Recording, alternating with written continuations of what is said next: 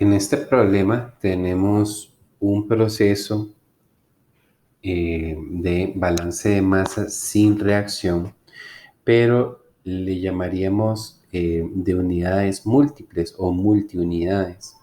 ¿Por qué razón? Porque ya no tenemos solamente una cajita o una unidad de equipamiento, sino que tenemos en este caso tres unidades de equipamiento. Entonces, esto es más común en las plantas, ¿verdad? Normalmente los procesos industriales cuentan con una serie de unidades de equipamiento, no solo una. Entonces, de hecho, un problema como este es más natural o más común. Básicamente, lo que nos habla acá el texto es que tenemos un proceso en el cual se busca recuperar acetona. Hay una corriente gaseosa que está entrando por esta parte, es la corriente G, tiene un 95% de aire, 3% de acetona y 2% de agua. Y primeramente entra una columna de absorción. ¿Cuál es el propósito de esta columna? Introducir agua y aprovechar que la acetona es muy soluble en ella para que de esa forma vean que aquí esta corriente de aire sale por acá arriba, pero ya lo que lleva es aire y agua, no lleva acetona. ¿Por qué? Porque el agua que vino aquí cayendo mientras esta corriente gaseosa iba subiendo, el agua logra disolver la acetona y por lo tanto la saca por la parte de abajo de la columna de absorción. ¿Ok? Así que en la corriente F lo que nosotros tenemos es una mezcla de agua y acetona. Aprovechando que el agua y la acetona tienen diferentes puntos de ebullición, se utiliza la operación de destilación para que de esa forma, por la parte de arriba tienda a irse la acetona, mientras que por la parte de abajo tienda a irse el agua. ¿Okay? Aquí nos regalan la composición de la corriente que está saliendo de la columna de absorción, es 19% de acetona y 81% de agua.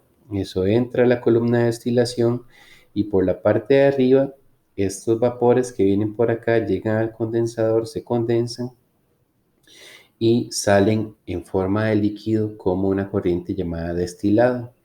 Y veamos que a la entrada de la columna de destilación era 19% de acetona, pero a la salida es 99% de acetona. Entonces la columna de destilación realmente hace muy bien su trabajo y nos permite obtener acetona de alta pureza. Mientras tanto, por la parte de abajo se le llama cola, solamente se pierde un 4% de acetona y va un 96% de agua. Así que eso es la descripción que tenemos aquí en el proceso y básicamente en el texto faltó mencionar que la corriente G va a ser una corriente de 1400 kilogramos. Va a ser una corriente de 1400 kilogramos y esto va a ser por cada hora de procesamiento. Eso fue un dato que hizo falta mencionar en el texto. Y lo que nos piden es que encontremos las corrientes A, F, W y B por hora. O sea, necesitamos encontrar esta A, F, W, B y D. Como vemos, tenemos 5 incógnitas. Por lo tanto, ¿verdad? Rápidamente uno diría, bueno, entonces voy a necesitar 5 ecuaciones, ¿cierto? Eso es lo que nos diría nuestra estrategia, ¿verdad? Para resolución de problemas sin reacción química. Ahora, ¿cómo nuestra estrategia se adecua a un proceso en el que yo tenga multiunidades? Bueno, básicamente seguimos los mismos pasos que hemos hablado antes.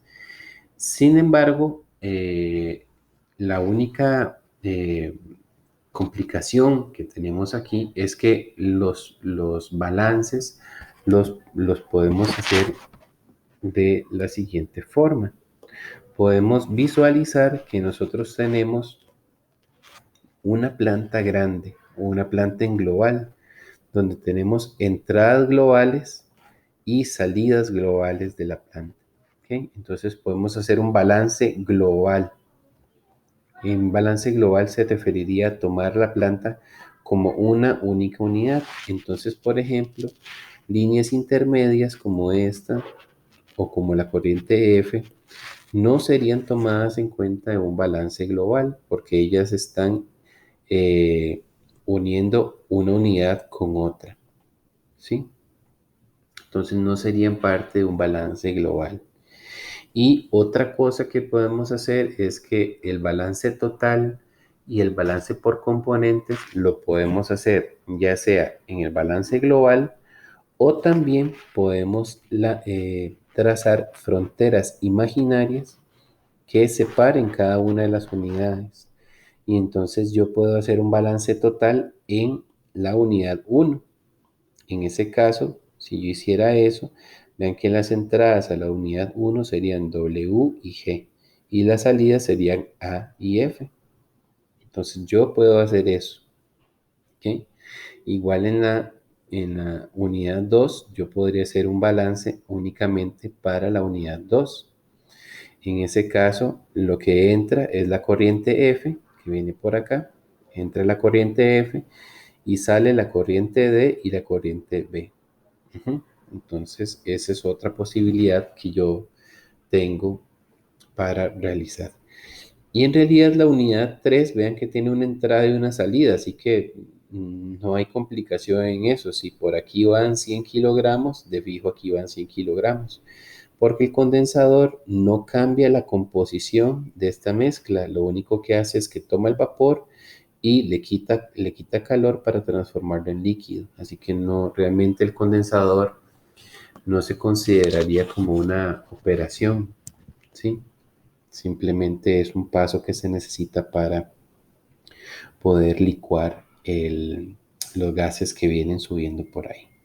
Ok, bien, entonces ese es como el análisis que se haría.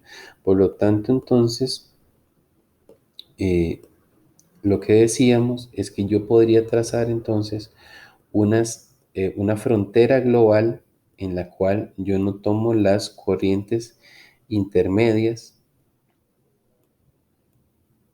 para mi análisis, sino que yo tomo solamente lo que globalmente entra a la planta y lo que globalmente sale.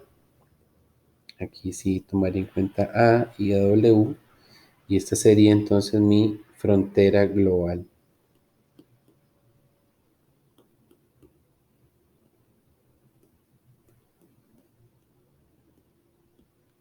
¿Mm? Igualmente, como decíamos, yo puedo tomar eh, las operaciones individuales y trazar fronteras imaginarias en ellas, ¿verdad? Y entonces esta sería la frontera para la unidad 2.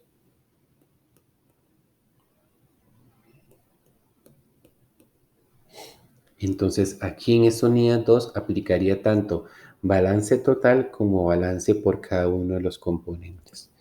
E igualmente en la columna de absorción yo tendría la posibilidad de trazar una frontera, perdón, aquí sería para acá, una frontera imaginaria que nada más me tome en cuenta la columna de absorción. Entonces nuevamente para este equipo me aplicaría